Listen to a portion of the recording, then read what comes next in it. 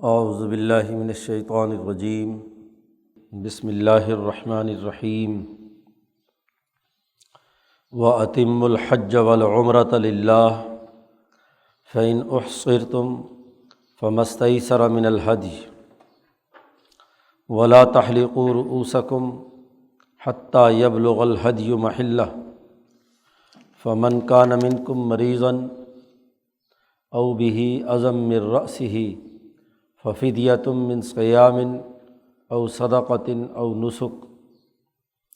فاذا امنتم فمن تمتع بالعمرۃ الى الحج فما استيسر من الهدي فمن لم يجد فصيام ثلاثة أيام في الحج و7 اذا رجعتم تلك 10 كاملة ذلك لمن لم يكن أهله حاضر المسجد الحرام واتقوا اللہ واعلموا ان اللہ شدید العقاب۔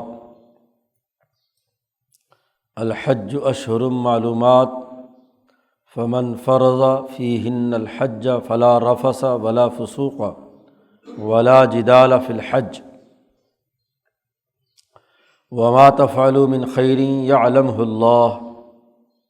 وتزودوا فإن خیر الزاد التقوی واتقون یا اولی الالباب۔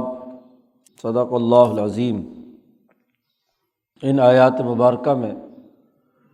حج کا عملی طریقہ اور اس سے متعلقہ امور بیان کیے گئے ہیں۔ پیچھے شروع رکوع میں یہ بتلایا تھا کہ یہ مہینوں کا آنا، نئے چاند کا طلوع ہونا، یہ دراصل اوقات ہیں عبادات کے لیے بھی، انسانیت کے دیگر نفع کے کاموں کے لیے بھی، اور حج کے لیے بھی۔ تو حج کے امور کا پیچھے تذکرہ شروع رکوع میں کیا جا چکا ہے۔ حج ایک ایسی معروف عبادت تھی جو نبی اکرم صلی اللہ علیہ وسلم سے پہلے بھی ابراہیم علیہ السلام سے چلی آ رہی تھی، لیکن اس میں بہت سے غلط چیزیں پیدا ہو چکی تھیں جو 2-250 سال مکہ مکرمہ پہ ایک ظالم حکمرانی رہی، جس میں 360 بت لا کر خانہ کعبہ میں رکھے گئے۔ وہیں اس طریقہ حج کے اندر بہت ساری گمراہی کی چیزیں داخل ہو گئی تھیں۔ پرانے تمام قوانین و ضوابط ان کے اندر انہوں نے تغیر و تبدل کر دیا تھا۔ تو صحیح طریقہ حج جو ابراہیم علیہ السلام کی سنت کے مطابق تھا اور اس سے متعلقہ جو امور تھے ان کو یہاں بیان کیا جا رہا ہے۔ حج کی عبادت اگرچہ پہلے ان کے پاس، ان کے ہاں رواج میں تھی، لیکن ناقص حج کرتے تھے، ادھورا حج۔ اس لیے یہاں یہ حکم نہیں دیا گیا کہ حج کرو، بلکہ یہ حکم دیا گیا کہ اتم الحج والعمرہ للہ، حج اور عمرہ پورا پورا کرو اللہ کے لیے، مکمل کرو، ادھورا حج نہیں۔ مکے کے خاص طور پر سردار اور اشرافیہ مکہ سے نکلنے کے بعد بس زیادہ سے زیادہ مزدلفہ تک جاتے تھے۔ اول میں تو مینا میں ٹھہرتے تھے، کاروبار اور تجارت کے نقطہ نظر سے سرمایہ پرستی غالب آ جائے تو عبادات کے اندر بھی کمی کر دی جاتی ہے۔ عرفات کے میدان میں نہیں جاتے تھے، اور بہانہ یہ بنایا ہوا تھا کہ عرفات حرم سے باہر ہے، عرفات کا میدان، تو یہ عام لوگ جائیں، ہم تو خواص اور مکے کے اشرافیہ ہیں، ہم حج کے لیے یا عبادت کے لیے حرم سے باہر کیوں نکلیں؟ حدود حرم جیسے ہی ختم ہوتی ہیں تو عرفات شروع ہوتا ہے، مزدلفہ اور اسی طریقے سے مینا، یہ تو حرم کے اندر داخل ہے۔ تو حج پورا نہیں کرتے تھے۔ ابراہیم علیہ السلام کے طریقے کے مطابق تو عرفات تک جانا لازمی تھا، بلکہ یوم عرفہ یعنی 9ویں ذی الحج کو وہاں عرفات میں وقوف کرنا، یہی حج کا اہم ترین رکن ہے۔ دو ہی بنیادی فریضے ہیں حج کے، ایک عرفات کے میدان میں یوم عرفہ میں ظہر سے لے کر مغرب تک وقوف کرنا، قیام کرنا، اور دوسرا طواف زیارت ہے، وہاں سے واپس آ کر ان دونوں میں یہ ڈنڈیاں مارتے تھے۔ مکہ سے نکلے اور آ کر مزدلفہ یا منی میں قیام کر لیا، عرفات نہیں جاتے تھے۔ اسی طرح واپسی پر طواف بھی صحیح مقررہ اس پر نہیں کرتے تھے، کیونکہ بازار منی کا لگا ہوا ہوتا تھا، تو بس وہیں اپنا کاروبار کیا، پیسے ویسے کمائے اور بس موقع ملا تو کر لیا، نہیں تو نہیں صحیح۔ تو قرآن حکیم نے اس لیے یہاں پر سب سے پہلے جو جملہ ارشاد فرمایا ہے وہ یہ کہ اتم الحج والعمرہ، حج اور عمرہ پورا پورا کرو، اور یہ اللہ کے لیے ہو، صرف مال و دولت یا کسی اور مقصد، اصل مقصد وہ نہ ہو، اصل مقصد تو اللہ کے لیے حج اور عمرہ کا پورا کرنا ہے، اللہ کی رضا مطلوب ہو، اور پھر اللہ ہی کے لیے اپنی تعلیم و تربیت ہو۔ نبی اکرم صلی اللہ علیہ وسلم کا ارشاد گرامی ہے کہ الحج جہاد لا قتال فیہ، حج جہاد ہے لیکن اس میں لڑائی نہیں ہے دشمن سے، یہاں شیطان سے لڑائی ہے اور اپنی ذات سے لڑائی ہے، اپنے نفس سے لڑائی ہے، اور اجتماعیت کے تقاضوں کو پورا کرنا ہے۔ جب اجتماعی تقاضوں کو پورا کرنا ہے تو یہ اجتماعی تقاضے کامل اور مکمل ہونے چاہیے، اس میں نقص اور ادھورا نہیں ہونا چاہیے۔ پیچھے ساتھ ہی جہاد کا تذکرہ بھی آیا تھا، حج کا جب ذکر آیا پیچھے شروع رکوع میں، تو اس کے فوراً بعد اللہ نے قتال کا اور جہاد کا حکم دیا تھا، قاتلوا فی سبیل اللہ۔ تو قتال اور جہاد میں بہت گہرا ربط ہے۔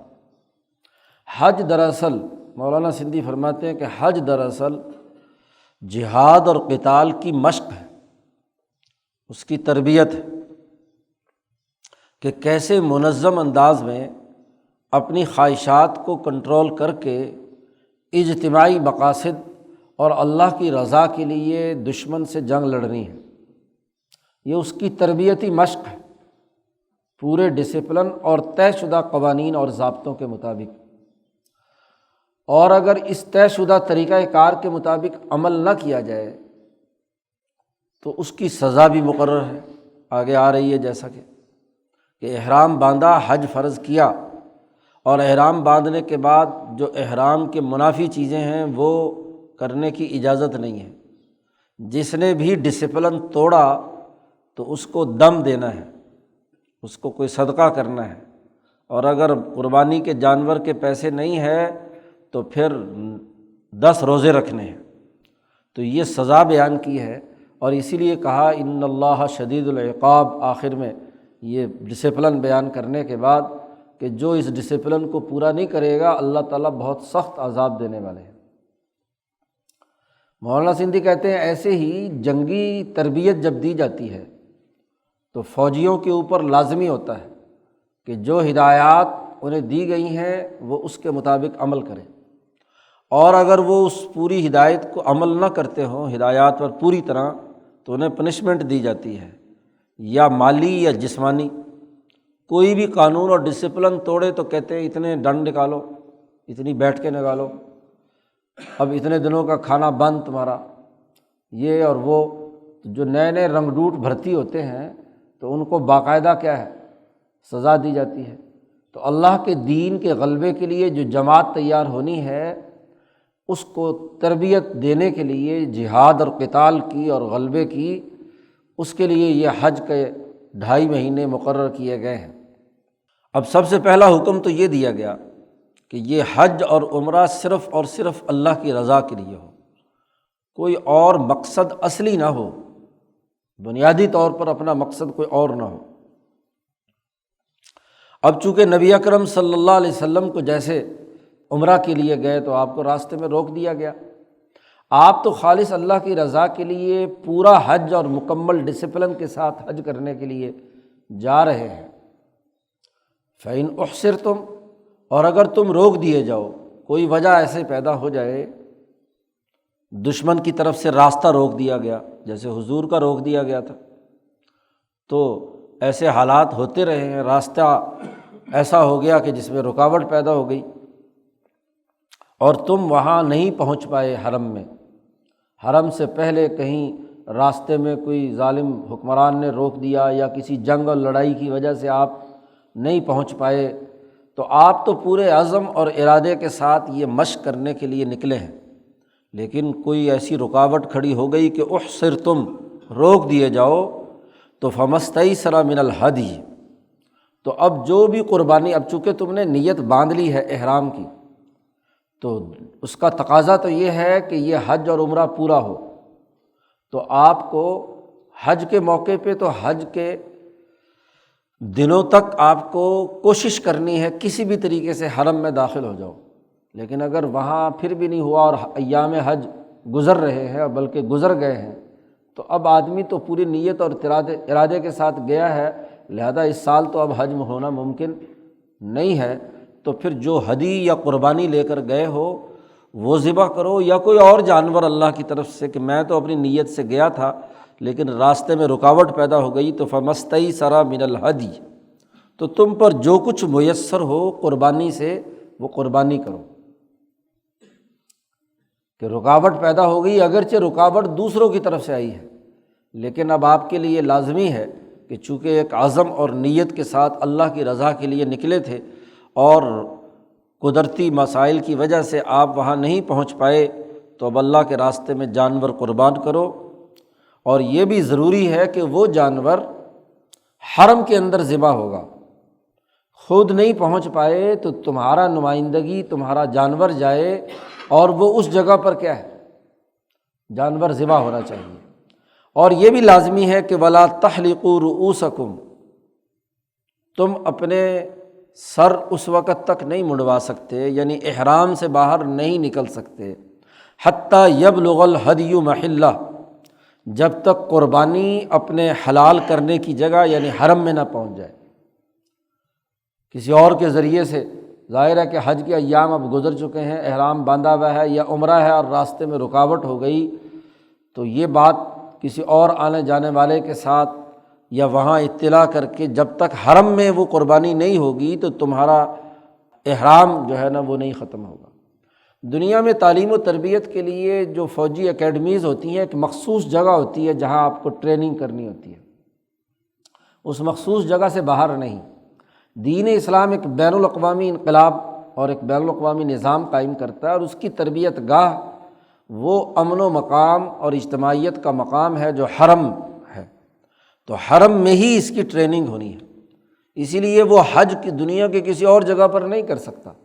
کہ حرم کے باہر یا اس خانہ کعبہ یا عرفات اور مزدلفہ سے ہٹ کر کہیں اور جا کر کہے کہ جی میں اب فوجی مشقیں کر رہا ہوں۔ وہ ضرور بظاہر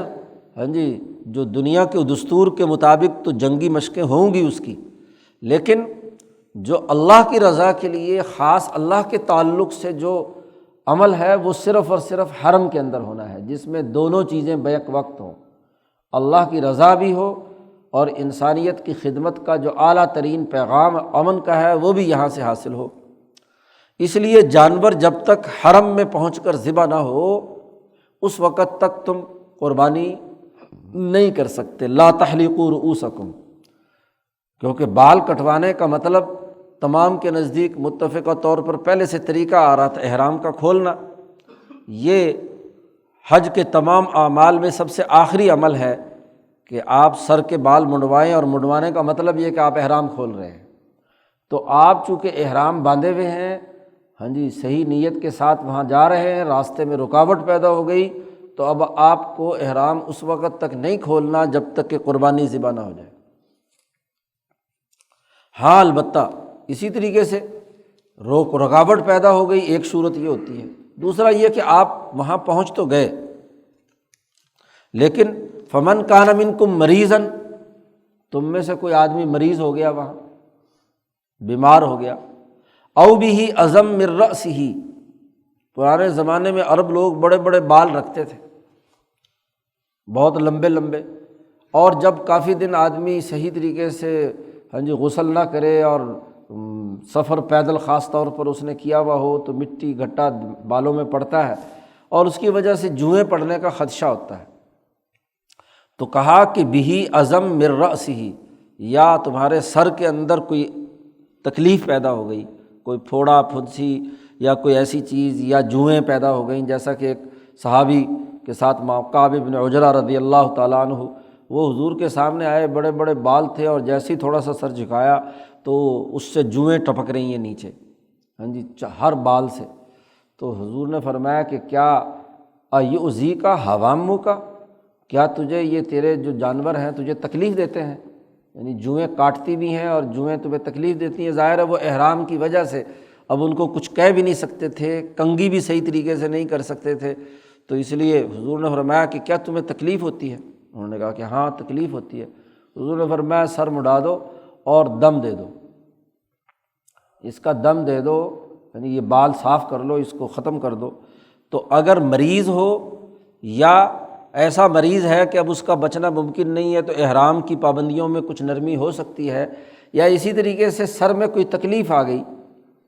تو پھر تین میں سے ایک کام کرنا ہے، ففدیۃ من صیام،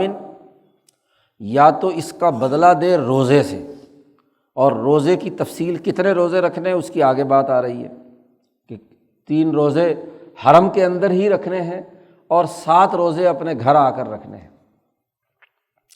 او صدقۃ، یا صدقہ اور خیرات کرے، یعنی جس درجے کا اس نے احرام کی خلاف ورزی کی ہے، اس کی تفصیلات فقہاء نے بیان کی ہیں، اور نبی اکرم صلی اللہ علیہ وسلم کی حدیث سے اگر کوئی کم درجے کی خلاف ورزی ہوئی ہے تو پھر کیا ہے، صدقہ خیرات ہے کچھ درہم،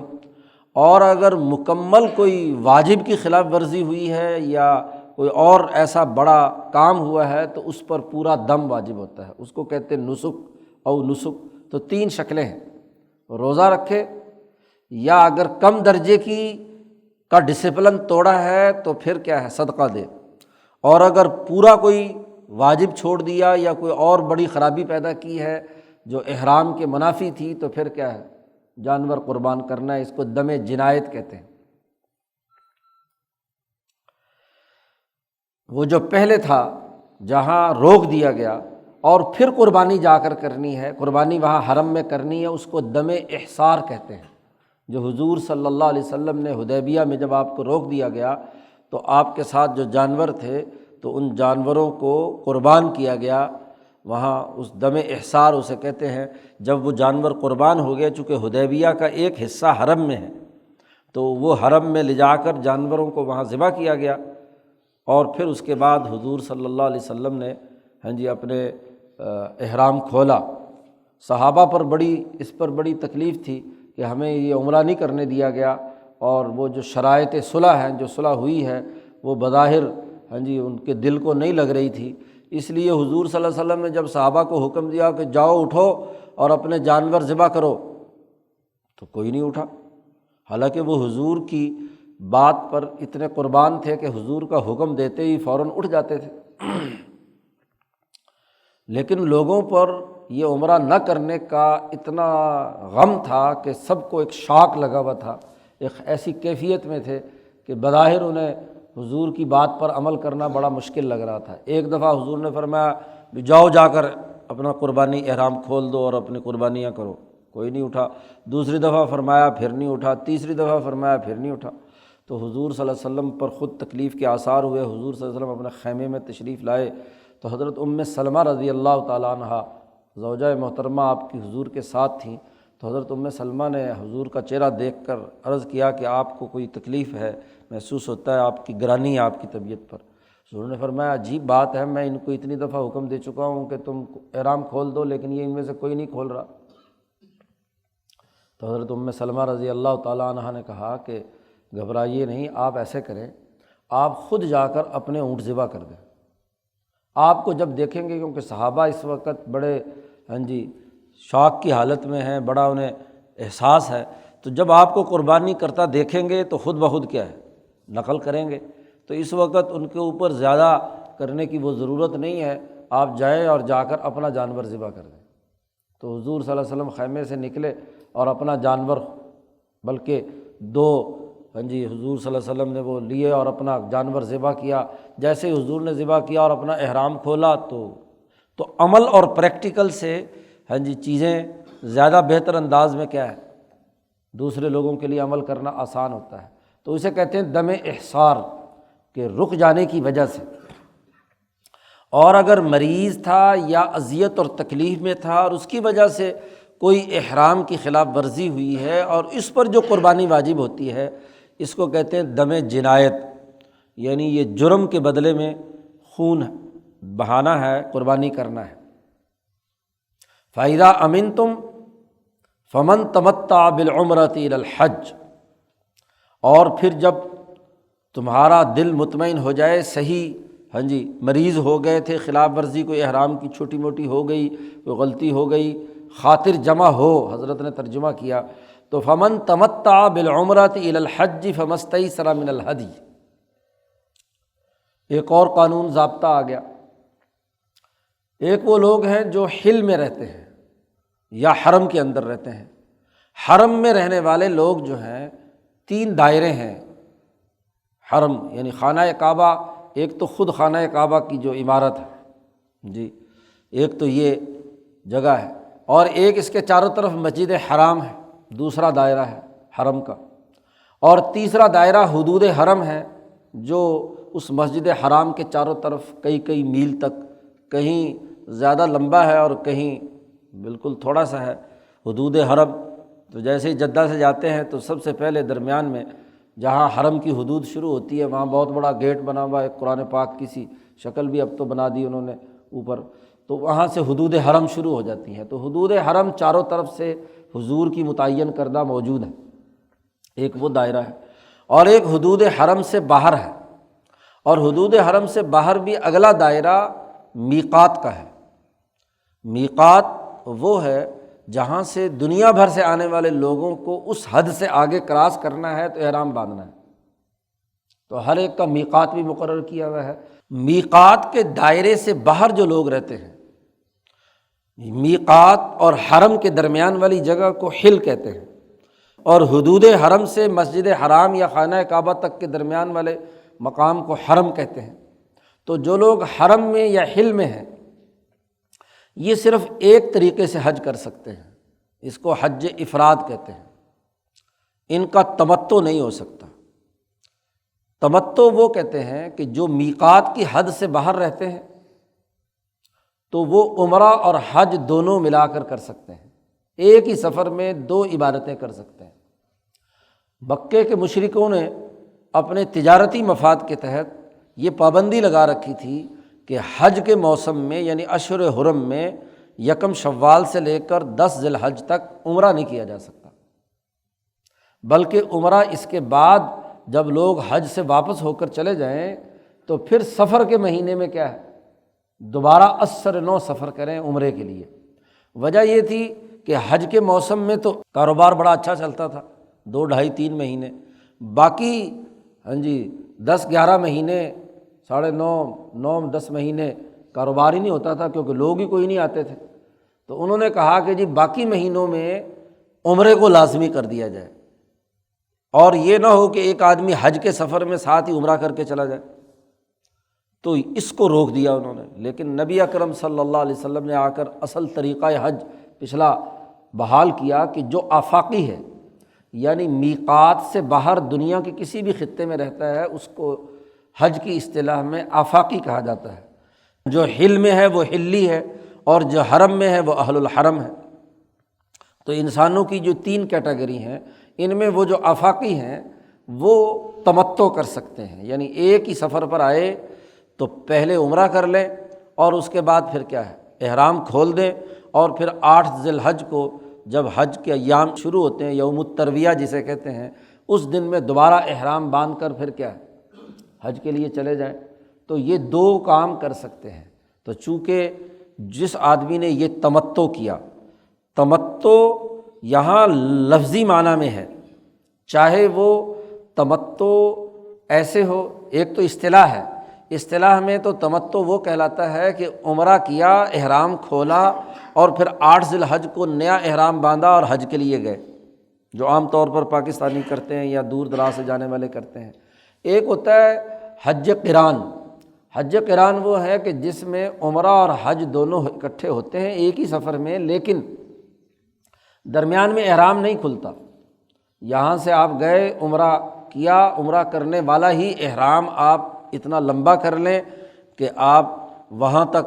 8 ذی الحج تک رہیں اور اسی احرام کے ساتھ پھر کیا آپ حج بھی کریں، تو یہ قران حج قران کہلاتا ہے۔ تو حج قران ہو یا حج تمتع ہو، ان دونوں کے اوپر بھی ایک قربانی واجب ہے کہ آپ نے ایک سفر میں 2 فائدے اٹھائے ہیں۔ اور امام اعظم امام ابو حنیفہ رحمۃ اللہ علیہ اس دم کو دم شکر کہتے ہیں۔ یہ واجب ہے، ضروری ہے، لیکن یہ دم شکر ہے، شکرانہ ہے کہ اللہ کا شکر ادا کرنا ہے کہ ہمیں ایک سفر میں 2 انعام مل گئے، اور نبی اکرم صلی اللہ علیہ وسلم نے اس کی اجازت دے دی۔ تو یہ حضور صلی اللہ علیہ وسلم نے، چونکہ اس میں بھی اختلاف ہے کہ حضور صلی اللہ علیہ وسلم نے قران کیا تھا یا تمتع کیا تھا۔ تمتع تو تمام کے نزدیک ہے، لیکن حضور نے چونکہ ہدی ساتھ لے کر آئے تھے، اس لیے حضور نے احرام نہیں کھولا تھا، تو وہ قران ہی اصل میں تھا۔ بعض لوگ کہتے ہیں کہ احرام کھول دیا تھا، تو یہ حج، چونکہ حج ایک ہے حضور کا، تو اس لیے جس صحابی کو جو بات ملی اس نے اس کے مطابق روایت کر دی، اس کی وجہ سے اختلافات ہیں، اور اسی کی وجہ سے فقہاء کے اندر بھی پھر اختلافات ہیں۔ تو بہرحال امام شافعی وغیرہ تو اس کو دوسرا معنی دیتے ہیں اس دم کو، لیکن امام ابو حنیفہ رحمۃ اللہ علیہ اس کو دم شکر کہتے ہیں کہ آدمی کا شکر ادا کرتا ہے اللہ کا کہ ایک سفر میں اسے 2 عبادتیں کرنے کا موقع مل گیا۔ تو قرآن حکیم کہتا فمن تمتع بالعمرۃ الی الحج، جس نے عمرے کا فائدہ اٹھایا حج کے ساتھ، حج بھی ادا کیا اور عمرہ بھی ادا کیا، تو فمستیسر من الحدی، تو اس کے لیے بھی لازمی ہے کہ جو بھی ہدی اسے میسر ہو وہ قربانی کرے، تو یہ دم شکر یعنی ادا کرے۔ اب دونوں صورتوں میں، بلکہ تینوں صورتوں میں، وہ جو اگر روک دیا گیا اور آپ کے پاس کوئی قربانی نہیں ہے تو احرام کیسے کھولے، اور مریض تھا یا سر میں تکلیف تھی اور کوئی احرام کی خلاف ورزی ہو گئی اور دم جنایت تم آپ پر عائد ہوا، دم احصار آیا یا دم جنایت آیا یا دم شکر واجب ہوا، ان تینوں صورتوں میں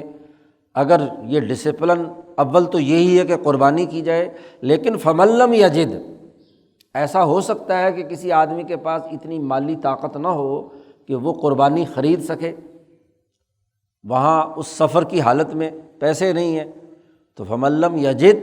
جو اپنے پاس اس وقت پیسے نہیں بھیج پاتا، اس کے اندر مالی استطاعت نہیں ہے،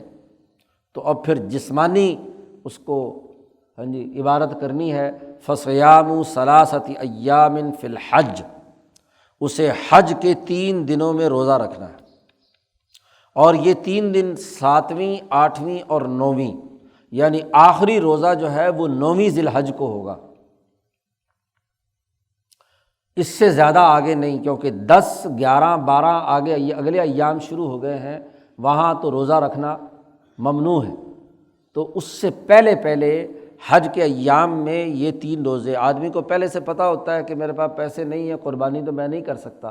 تو اب اس کے لیے لازمی ہے کہ 9ویں سے پہلے وہ 3 روزے حرم میں ہی رکھنے ہیں، اسے اسی حج کے مشق کے دوران ہی، اور فی الحج وسبعۃ اذا رجعتم، اور 7 روزے اسے واپس گھر آ کر، کیونکہ یہ خاص طور پر تمتع والے جو قربانی ہے اس میں تو چونکہ آفاقی کا معاملہ ہے، یعنی باہر سے آنے والے نے یہ کام کرنا ہے، تو اب وہ اس کو یہ کہا گیا ہے کہ سفر کی حالت میں باقی روزے پورا کرنا ضروری نہیں ہے، تو وہ گھر جا کر اپنے کیا ہے باقی 7 روزے تسلی سے کیا ہے 7 روزے رکھ لے اذا رجعتم۔ اور پھر اللہ نے مزید وضاحت کے ساتھ آگے کہہ دیا کہ اس میں گڑبڑ نہیں کرنی کہ 3 میں سے کوئی 7 کو اس کے ساتھ شامل کر کے کچھ صرف 7 ہی بنا لو، تلک عشرۃ کاملہ، یہ کل ملا کر 10 روزے ہو گئے، یعنی اگر قربانی نہیں دے سکے تو 10 روزے رکھنے ہیں، 3 حرم میں اور 7 جو ہے واپس گھر آ کر۔ لیکن یہ جو قانون تمتع کا ہے یہ صرف ان لوگوں کے لیے، ذالک لمن لم یکن اہلہ حاضر المسجد الحرام، یہ ان لوگوں کے لیے ہے جو مسجد حرام کے حاضرین میں سے نہیں ہیں، یعنی حرم اور حل کے اندر رہنے والے نہیں ہیں۔ تمتع کا حج صرف وہی کر سکتے ہیں، اس لیے یہ مقامی افراد جو ہیں ان کے لیے صرف اور صرف حج افراد ہے۔ اور مقامی سے مراد یہ ہے، اب یہ نہیں ہے کہ ایک آدمی تمتع کرنے دور سے سفر کر کے آیا اور مثلاً شوال میں ہی پہنچ گیا وہاں، تو اب باقی اشہر حرم میں وہاں رہا ہے اور 8 ذی الحج کو حرم سے احرام باندھتا ہے، تو اب وہ مقامی نہیں ہو گیا۔ مقامی وہ ہے جو یکم شوال سے اشہر حج کے سے لے کر وہاں تک وہ اس سے پہلے اگر وہاں ہے اور کسی کام وغیرہ سے کسی اس سے ہے تو وہ گویا کہ وہاں کا رہنے والا ہے، وہ افراد کرے گا۔ لیکن اشہر حج میں جو بھی پہنچا ہے وہاں اور اس نے عمرہ کیا، ظاہر ہے جب بھی پہنچے گا تو عمرہ تو کرے گا، تو اشہر حج میں آ کر جس نے بھی عمرہ کیا تو اس کا تمتع شمار ہوگا یا قران شمار ہوگا اگر اس نے احرام نہیں کھولا۔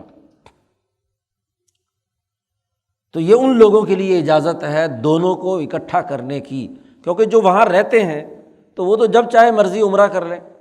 ہاں جی، تو حج بھی ہے اور عمرہ بھی ہے، تو روٹین کا ان کا کام ہے کہ اس سے پہلے بھی وہ عمرہ کرتے رہے، اب بھی عمرہ کیا ہے، تو انہوں نے گویا کوئی تمتع، کوئی فائدہ نہیں اٹھایا۔ واتقوا اللہ، اللہ سے ڈرو، اور واعلموا، اور جان لو، ان اللہ شدید العقاب، بے شک اللہ تعالیٰ بہت سخت سزا دینے والے ہیں، عذاب دینے والے۔ پہلے کہا تھا اتمام، اتم الحج والعمرہ، پورا کرو حج۔ گویا کہ جو حضور کی آمد سے پہلے یہاں کے تمام لوگ حج کے اندر کمی اور نقص کرتے تھے اور احرام کی خلاف ورزیاں کرتے تھے، تو اس کے روکنے کے لیے یہ سخت قانون نافذ کیا گیا ہے کہ جو ترتیب بتلا دی گئی ہے، جو قانون اور ضابطہ بتلا دیا گیا ہے، اس طریقہ کار کے مطابق تمہیں کام کرنا ہے۔ اب یہ آیت مبارکہ بالکل واضح ہے کہ قربانی سے پہلے حلق یعنی سر مڑایا نہیں جا سکتا، لا تحلقوا رؤوسکم حتی یبلغ الہدی محلہ۔ اور قربانی سے پہلے یہ بات بھی طے ہے کہ جب تک عرفات سے واپسی پر آ کر رمی جمار یعنی شیطانوں کو کنکریاں نہ ماری جائے، اس وقت تک قربانی نہیں ہو سکتی۔ اسی لیے امام اعظم امام ابو حنیفہ کے نزدیک یہ ترتیب واجب ہے، کیونکہ اللہ نے یہاں شدید العقاب کا لفظ استعمال فرمایا ہے۔ ترتیب واجب ہے کہ پہلے کنکریاں ماری جائیں گی، پھر کیا ہے قربانی ہوگی، اور پھر آپ سر مڈا سکتے ہیں۔ جس نے اس ترتیب کی خلاف ورزی کی تو اس پر بھی دم واجب ہوگا، دم جنایت ہوگا، آگے پیچھے ہو گیا۔ لیکن باقی فقہا وہ ایک حدیث جس کا آج کل تو بڑا ہی غلط استعمال ہے حرم کے اندر، وہاں کہ وہاں اس میں حضور سے بعض لوگوں نے پوچھا، کوئی بیچارہ ایسے آ گیا، اس نے کہا کہ جی مجھ سے غلطی ہوگی، میں نے پہلے یہ کر لیا، تو انہوں نے فرمایا افعل ولا حرج، کہ کر لو، کوئی حرج کی بات نہیں۔ یعنی امام اعظم امام حنیفہ یہ کہتے ہیں کہ اس حدیث کا مطلب تو یہ ہے کہ گناہ نہیں ہے، کر لو، لیکن کرنے کا جو جرمانہ یہاں اس آیت میں لکھا ہوا وہ تو دینا ہے نا، دم جنایت تو دینا ہے۔ یہ نہیں ہے کہ لا حرج کا مطلب یہ ہے کہ بس کوئی حرج نہیں، اگر ترتیب ہی ضروری نہ ہو تو پھر یہ شدید العقاب کہنے کی کیا ضرورت ہے؟ قرآن ایک طرف آیت ہے جو واضح اور دو ٹوک حکم دے رہی ہے، اور ایک طرف حدیث ہے۔ اب حدیث سے قرآن کے حکم کو تو منسوخ نہیں کیا جا سکتا، حدیث کی تشریح قرآنی آیت کے مطابق اور اس کے ضمن میں تو کی جا سکتی ہے۔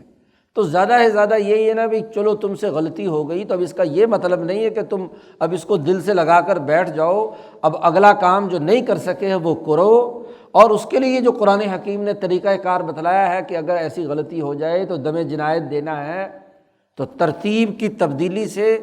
جنایت واجب ہو جائے گی۔ آج کل یہ سعودی علماء نے بہت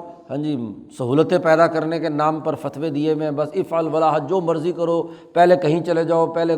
حلق کر دو اور یہ کر دو۔ اور پھر چونکہ قربانی کے جانور کا معاملہ یہ ہے کہ پیسے ویسے جو ان سے لوگ لے لیتے ہیں، قربانیاں کرتے نہیں ہیں، پھر قربانی اتنی مشکل بنا دی کہ اس کا انتظار کرنا لوگوں کے لیے مشکل ہوتا ہے، تو نہ خود جا کر وہاں دیکھ سکتے ہیں، تو وہ انہوں نے کہا چلو جی اب چونکہ کر نہیں سکتے تو تکلیف ہوتی ہے تو بس پیسے جمع کرا دو، ان کی مرضی کریں نہ کریں۔ لیکن امام ابو حنیفہ کے نزدیک جب تک ذبح جانور کا قطعی علم نہ آپ کے پاس آ جائے اس وقت تک آپ اپنا احرام نہیں کھول سکتے۔ تکلیف ہے تو کیا ہے، برداشت کرو، ڈسپلن کے لیے گئے ہو نا وہاں، بس ذرا سے آرام کرنے کے لیے کیا ہے، آدمی سہولتیں دیکھتے ہیں اور ابھی تک قطعی طور پر کوئی اطلاع نہیں ہوتی، اور احرام کھول کے بیٹھ جاتے ہیں،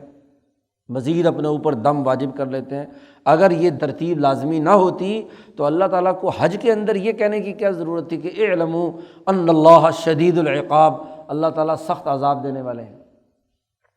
تو ڈسپلن توڑنا درست نہیں۔ مولانا سندھی فرماتے ہیں کہ جیسے یہاں حج چونکہ جہاد کی تمرین ہے، مشق ہے، تو جہاد میں بھی فوجی نظم و نسق اور ڈسپلن میں بھی جب فوجی اپنے ڈسپلن کو توڑتا ہے، اپنی وردی کی حرمت ختم کرتا ہے، جیسے احرام اس کی وردی ہے، اس کا اس کی ایک حرمت ہے، اس کے کچھ تقاضے ہیں، ایسے ہی اپنی فوجی وردی کی ایک کیا ہے، حرمت ہے، اس کا ایک پروٹوکول ہے، اس کا ایک طریقہ کار ہے۔ اس لیے جب فوجی اس کو توڑتا ہے تو پھر اس کو اس کا کمانڈر ضرور سزا دیتا ہے، اس کی سزائیں بھی متعین ہوتی ہیں کہ یہ کیا ہے تو اتنے ڈنڈ نکالنے ہیں، اتنی بیٹھ کے نکالنی ہے، اتنی چھلانگیں لگانی ہے، اتنی دوڑ کرنی ہے، یہ کرنا ہے، فلانا کرنا ہے۔ تو یہ اسی طریقے سے حج کے اندر بھی احرام کی وردی کی آپ کو کیا ہے، اس کے پروٹوکول کا لحاظ رکھنا ہے، اس کی خلاف ورزی اگر کی تو اس کی سزا ہے۔ پھر فرمایا کہ الحج اشہر معلومات، مزید قوانین اور ضابطے حج کے بیان کیے جا رہے ہیں۔ حج کے چند مہینے معلوم ہیں، سب کو پتہ ہے، چونکہ ابراہیمی تحریک کا جو مرکز رہا ہے اور اس وقت سے لے کر اب تک 1 شوال المکرم سے لے کر 10 ذی الحج تک یہ 2 مہینے 10 دن یہ اشہر حرم کہلاتے ہیں یا اشہر حج کہلاتے ہیں۔ یہ مہینے معلوم ہیں، مکے کے مشرکوں کو بھی معلوم تھے۔ ان کی گڑبڑ یہ تھی کہ وہ اپنی مرضی سے ان مہینوں کو بدلتے رہتے تھے، جس کو قرآن نے دوسری جگہ پر کہا ہے انما النسیء زیادۃ فی الکفر، مہینوں میں تغیر و تبدل کرنا۔ ایک مہینہ ایک ہے تو اس کو بدل کر دوسرا مہینہ اس کا نام بنا دیا۔ اب اگر کہیں جنگ لڑنی ہے تو اس کو کہتے تھے کہ یہ اشہر حرم نہیں ہے اس مہینے میں، تو اپنا مطلب نکال لیتے تھے۔ بعد میں اگلے کسی مہینے کو جا کر انہوں نے شوال اور ذی قعدہ اور ذی الحج کا عنوان دے دیا اور اس پر حج کر لیا۔ لیکن یہ بھی بات اچھی طرح سمجھ لینی چاہیے، عام طور پر ہمارے مفسرین جب یہ بات بیان کرتے ہیں کہ یہ مکے کے مشرک جو ہیں یہ اپنی مرضی سے مہینے بدلتے رہتے تھے اور جب جی چاہا جو مرضی بدل لیا، یاد رکھو یہ اتنی سادہ سی بات نہیں ہے، یہ بھی ایک ضابطے اور قاعدے کے مطابق بات ہوتی تھی۔ یہ بھی ان کے سرمایہ دارانہ سسٹم یا تجارتی ذہنیت کی بنیاد پر ایک قاعدے کے تحت ہوتا تھا۔ یہ نہیں ہوتا تھا کہ جس کا جی چاہے جب مرضی کوئی مہینہ بدل دو، نہیں، اس کا ایک سبب تھا۔ محققین نے اس پر جو غور و فکر کیا ہے وہ یہ کہ ایک ہے کیلنڈر شمسی اور ایک ہے کیلنڈر قمری۔ تو قمری کیلنڈر میں حج پورے سال میں بدلتا رہتا تھا، کبھی سردیوں میں آ گیا، کبھی گرمیوں میں آ گیا، کبھی بہار میں آ گیا، کبھی کسی خریف فصل کے موقع پر آ گیا۔ تو بدلنے کی وجہ سے حج کے اندر جو تجارتی اجتماع یا لین دین یا قافلوں کی آمد تھی وہ سخت گرمی میں اور سخت سردی کے اندر ان کے لیے بڑی مصیبت ہوتی تھی کہ اتنا بڑا اجتماع ہونا تو لوگ ان میں تاجر نکلتے نہیں تھے۔ اسی لیے انہوں نے ان دنوں میں یہ طے کیا ہوا تھا کہ سخت سردی ہو تو اپنا تجارتی قافلے لے کر یمن جائیں، رحلۃ الشتاء والصیف۔ شتاء اگر ہوتی تھی یعنی سردی ہوتی تھی تو مکہ سے جب یمن کی طرف جائیں تو وہ سارے گرم علاقے شروع ہو جاتے ہیں تو ادھر جاتے تھے، اور جب گرمیاں ہوتی تھی تو مکہ میں تاجروں کا آنا ممکن نہیں ہوتا تھا، اس لیے کہ اب سخت گرمیاں ہیں تو یہ وہاں سے اپنا قافلہ لے کر ادھر جاتے تھے اپنا شام کی طرف جو ٹھنڈے علاقے ہیں۔ پہاڑی علاقے ہیں۔ تو ان کو تکلیف ہوتی تھی۔ اب اگر حج اس موسم میں آ گیا تو ان کا وہ گرمی سردی کے دونوں سفر جو ہیں وہ کیا ہے، گڑبڑ ہو گئے۔ اور دوسرے لوگوں کے لیے یہاں آنا مکہ کے اندر وہ مشکل ہوتا تھا۔ مکہ گرم ترین جگہ ہے گرمیوں میں خاص طور پر، اور اگر سردیاں بھی آتی تھی تو سردیوں کے اندر بھی سردی بھی اچھی پڑتی تھی۔ تو اس لیے انہوں نے سوچا اپنے تجارتی مقاصد کے لیے کہ گرمیاں اور سردیاں تو ہمیں شام اور یمن میں گزارنی ہیں جی، اور باقی کے درمیان کے جو موسم ہے حج اس میں آنا چاہیے۔ اب قمری نقطہ نظر سے اگر کیلنڈر رکھا جائے تو یہ ایسا ہو نہیں سکتا۔ تو انہوں نے پھر گڑبڑ یہ کی جس کو قرآن نے نسی کہا ہے، وہ یہ کہ وہ عمرو بن لحی جس نے لا کر 360 بت یہاں جمع کیے تھے، وہی ان میں سے ہی اس نے جب وہ ادھر گیا تھا اردن وغیرہ اور کسراوی اور ان علاقوں میں گیا تو وہاں کیلنڈر استعمال ہوتا تھا شمسی کیلنڈر کے مطابق جو طے شدہ مہینے ہیں وہ طے شدہ مہینے ہیں، اس لیے ان کے اندر تغیر و تبدل نہیں ہوتا۔ تو انہوں نے وہاں سے وہ شمسی کیلنڈر لا کر یہ جو یہاں ان کا جو قمری کیلنڈر کے مہینے 12 ہی رکھے، محرم، صفر، ربیع الاول، یہ سارے مہینے وہی رکھے، انہوں نے نام وہی رکھے جو قمری مہینوں کے تھے، لیکن ان کو شمسی کے ساتھ جوڑ دیا۔ اور جب شمسی کے ساتھ جوڑا تو اپنی ترتیب کے مطابق انہوں نے جب ایک سال یعنی ایک سال میں 10 دن کا فرق پڑتا تھا تو آگے 3 سالوں میں ایک مہینے کا فرق پڑ گیا، اور پھر 3 سے آگے ضرب دے کر 18 یا 19 سالوں کے حساب سے انہوں نے ترتیب بنائی تھی، ایک باقاعدہ ضابطہ تھا، ایسے نہیں تھا کہ کوئی آدمی جیسے مرضی بنا لے۔ تو انہوں نے اس کے مطابق ایک مہینے کا اضافہ کر دیتے تھے، یعنی جیسے ہی وہ مدت پوری ہوتی تو ایک مہینے کا اضافہ کر کے وہ جو زائد دن تھے اس کو آگے کر کے، لیکن یہ دونوں کا آپس میں ملانا بڑا مشکل ہوتا تھا، اس لیے پھر ان کی جو دارالندوہ ہے حکومت وہ فیصلہ کرتی تھی کہ اب ہمیں اس ترتیب کو یعنی کہ حج یقینی اس بات کو بنانا ہے کہ حج کا موسم یا تو یہ فروری اور مارچ سے لے کر اپریل کے درمیان رہے، اور یا اکتوبر اور نومبر کے درمیان رہے، اور یہ جو گرمی اور سردی کے جو دن ہیں ان میں ہمارے قافلے شام اور یمن میں جاتے رہے۔ اس حساب سے وہ کیلنڈر کا تغیر و تبدل کرتے تھے۔ تو یہ نسی ہے، اسی لیے اس کو کہا انما النسیء زیادۃ فی الکفر۔ ایک تو انہوں نے بت لا کر رکھے، اور پھر بت لانے کے بعد وہاں کے عبادت کے پورے نظام کو تلپٹ کر کے کفر میں مزید زیادتی کی کہ ایک نیا جعلی کیلنڈر جاری کر دیا، جس سے پورا جو حج کا نظام تھا وہ تباہ و برباد ہو گیا، عبادتوں کا نظام خراب ہو گیا۔ پھر آہستہ آہستہ حکمران اشرافیہ نے فیصلہ کرنا ہوتا تھا کہ اب یہ کون سا مہینہ ہے، کسی ترتیب کے بات تو نہیں ہوتی تھی۔ تو اشرافیہ نے اگر کسی کے پیسے دینے ہوتے تھے کسی خاص مہینے میں اور وہاں ان کے پاس پیسے نہیں ہیں تو وہ وہاں کرتے تھے کہ اس مہینے کو اٹھا کے آگے لے گئے کہ جی یہ مہینہ وہ نہیں ہے، یہ تو فلانا مہینہ ہے جس میں پیسے نہیں دینے، یا خود لینے ہیں کسی مہینے میں تو اس کو جلدی لے آئے۔ اب وہ بیچارہ غریب آدمی جو ہے نا اس کو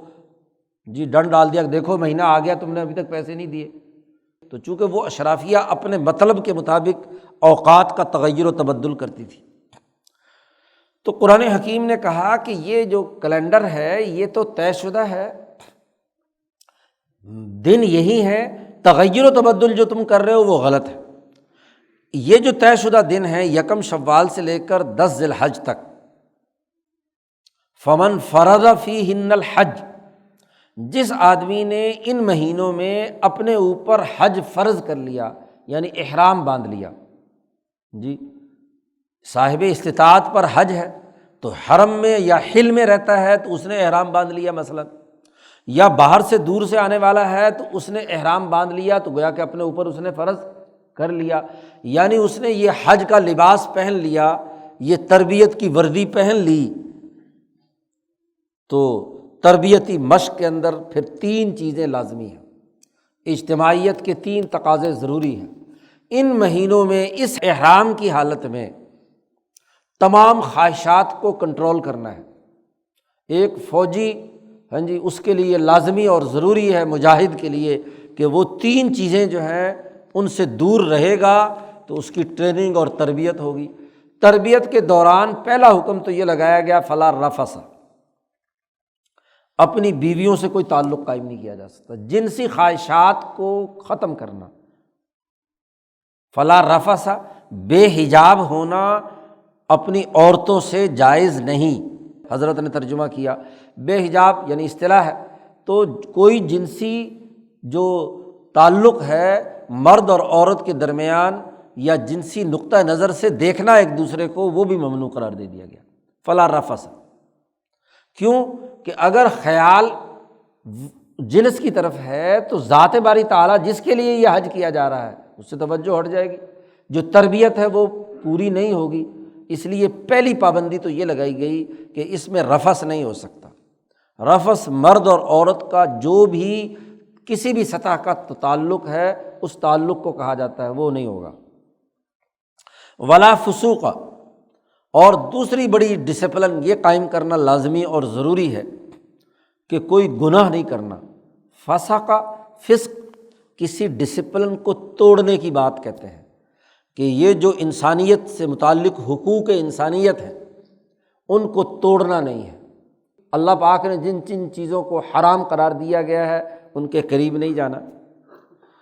اور کسی دوسرے انسان کو ایذا نہیں پہنچانی، کوئی تکلیف نہیں پہنچانی۔ اور پھر حج کا چونکہ بہت بڑا اجتماع ہوتا ہے،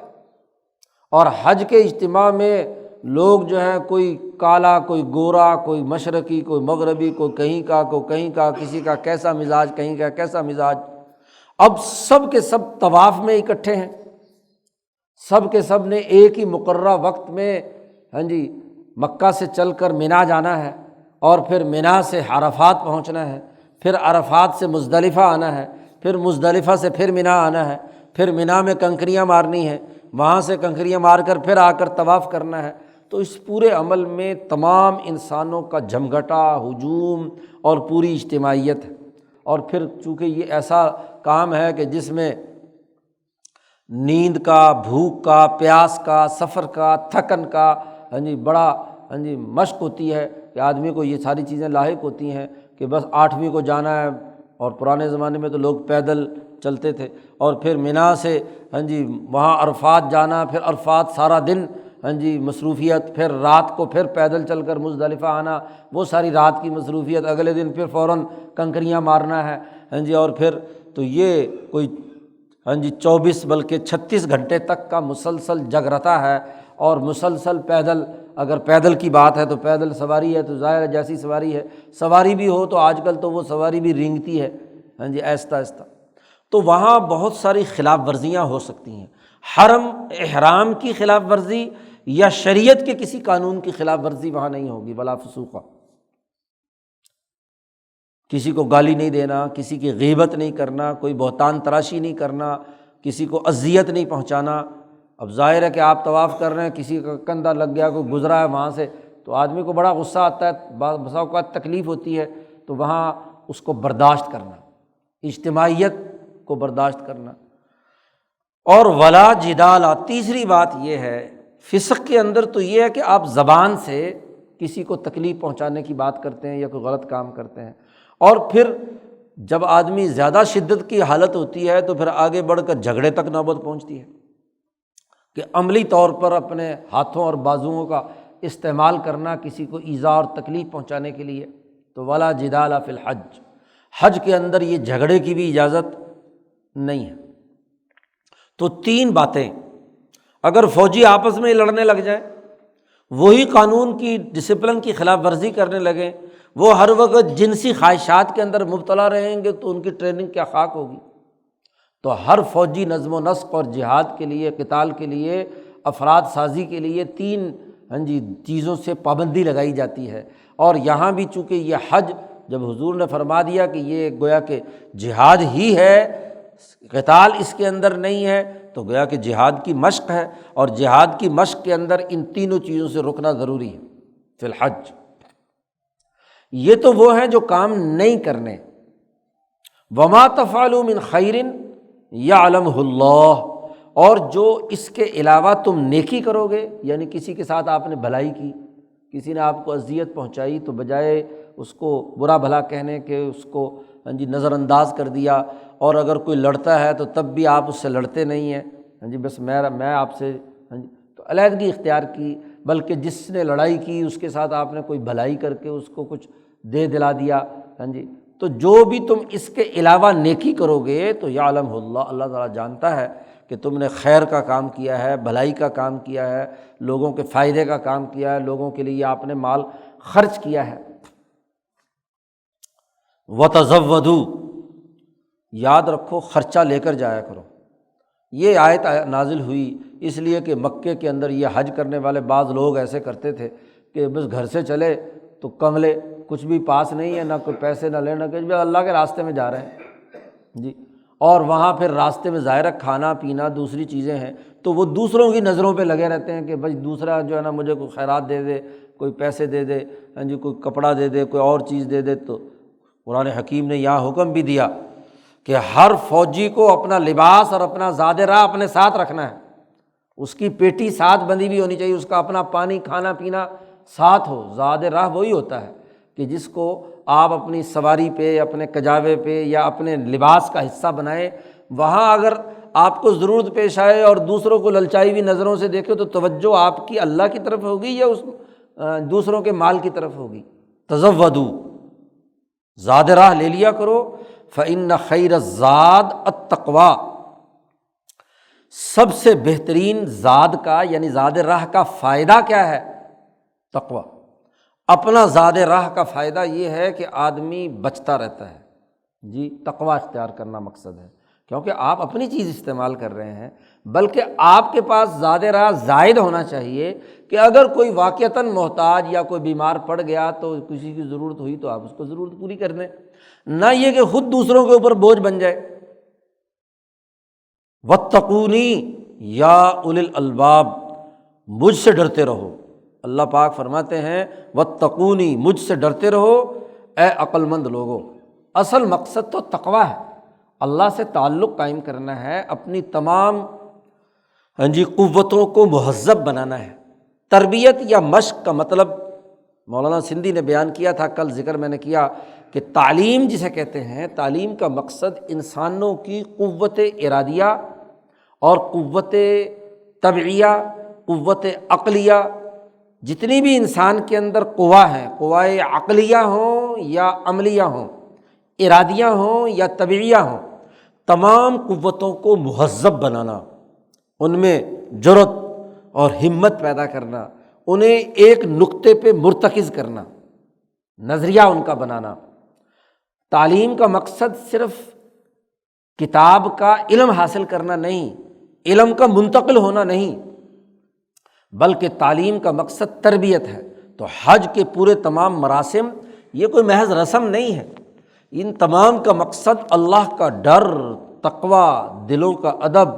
اللہ کے ساتھ وابستگی، اللہ کے دین کے غلبے کے لیے ہی کام کرنے کا نظریہ یہ ہونا چاہیے۔ یہاں مولانا سندھی نے بڑے افسوس کے ساتھ یہ بات لکھی ہے کہ آج کل حرم میں، مولانا سندھی 12 سال وہاں رہے ہیں،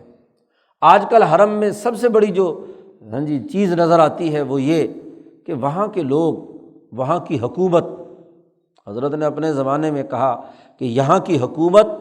یہاں کے مطوفین، یہ جو معلمین ہیں اور یہاں کے جو رہنے والے ہیں، وہ حاجیوں کو لوٹنے کے لیے ہر وقت تیار بیٹھے رہتے ہیں کہ اپنا سب کچھ ان سے، کوئی طواف کرانے کے نام پر، کوئی معلم ہونے کے نام پر، کوئی حکومت کے نام پر، اور پھر جو ادھر ادھر کے لوگ ہوتے ہیں وہ بھی حاجیوں کی جیب پہ نظر رکھتے ہیں۔ بھائی گئے تو تربیت کے لیے وہاں، یہ تمام لوگ کہ کسی کی لالچ اور نظر نہ ہو، تو جب وہاں کے لوگوں کو لالچی دیکھتے ہیں اور وہاں کی حکومتوں کو لالچی دیکھتے ہیں تو ان کی تربیت کیا خاک ہوگی؟ یہ کہیں گے کہ اگر حرم میں لالچ ہے، اگر حرم میں یہ طواف کرانے والے معلمین اور یہاں کے یہ لوگ جو ہیں ان کے اندر لالچ اور خود غرضی ہے، یہ بس مال لوٹنے کے چکر میں ہے، تو پھر وہاں سے تربیت کیا خاک، بلکہ بھی پھر وہاں سے طریقہ سیکھ کر آئیں گے کہ جیسے وہ لوٹتے ہیں ایسے ہم بھی لوٹیں۔ مولانا سندھی نے کہا کہ میں جب بعض اوقات حرم سے باہر نکل کر عرفات کے ارد گرد، تو مجھے وہاں پتہ چلا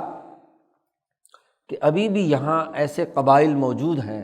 پرانے بدو قبائل جو ہیں نا اصل، ہاں جی،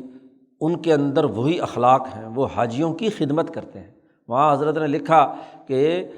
آج کے ان نام نہاد مسلمانوں کے مقابلے پر تو مکے کے مشرک زیادہ بہتر تھے، کہ وہ جب لوگ باہر سے حاجی آتے تھے کرایہ نہیں لیتے تھے، ان کو کھانا کھلاتے تھے، ان کی خدمت کرتے تھے، اور ان کا طریقہ کار یہ تھا کہ اگر کسی نے حرم میں کسی کو پیسے دینے ہیں تو بیت اللہ کے قریب انہوں نے غلہ رکھا ہوتا تھا،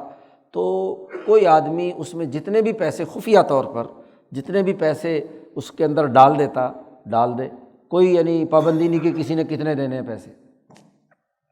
غلے میں سب لوگ پیسے ڈال دیتے، خزانہ بھر جاتا، اور جب سب لوگ حاجی چلے جاتے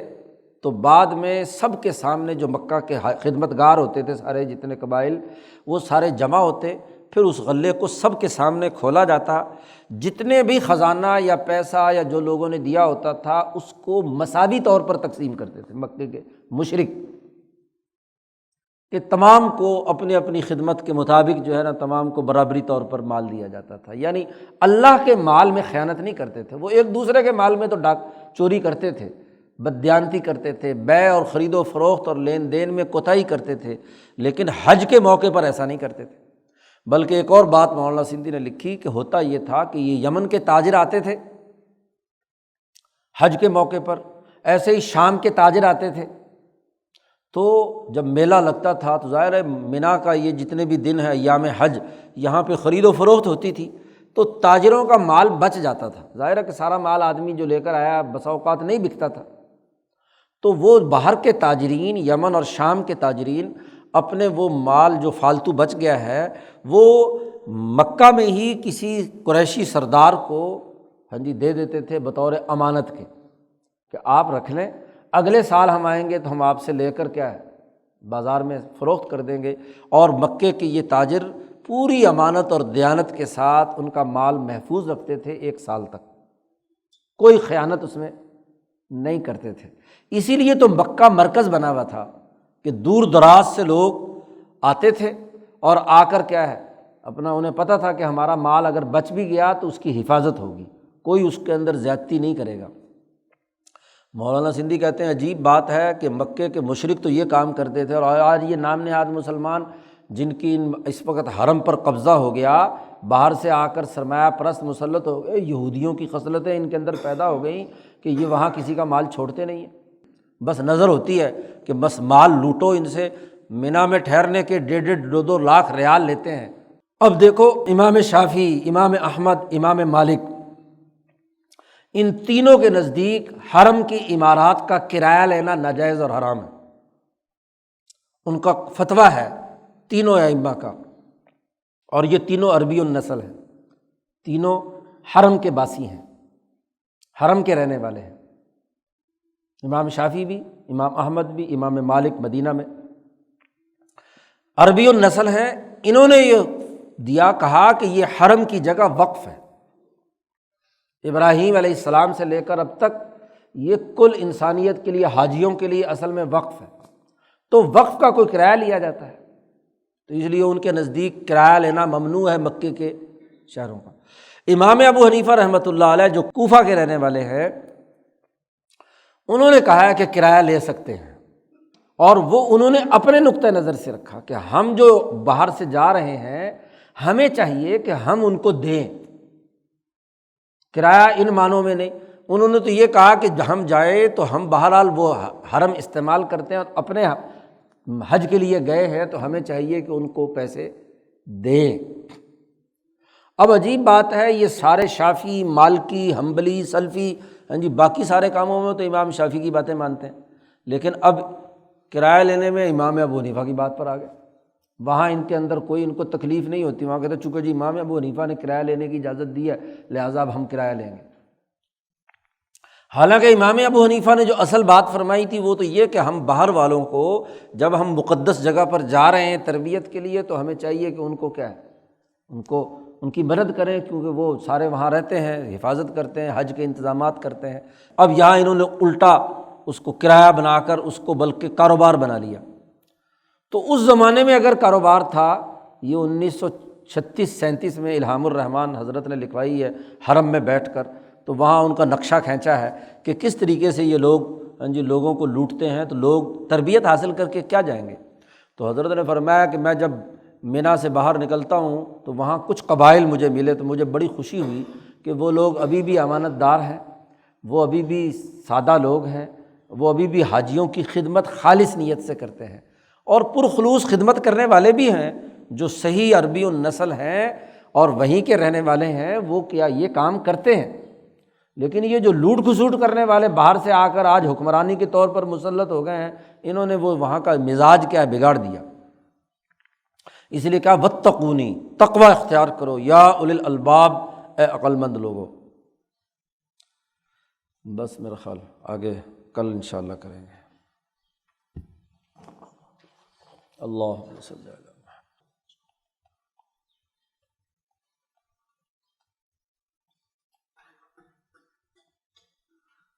اجمعین۔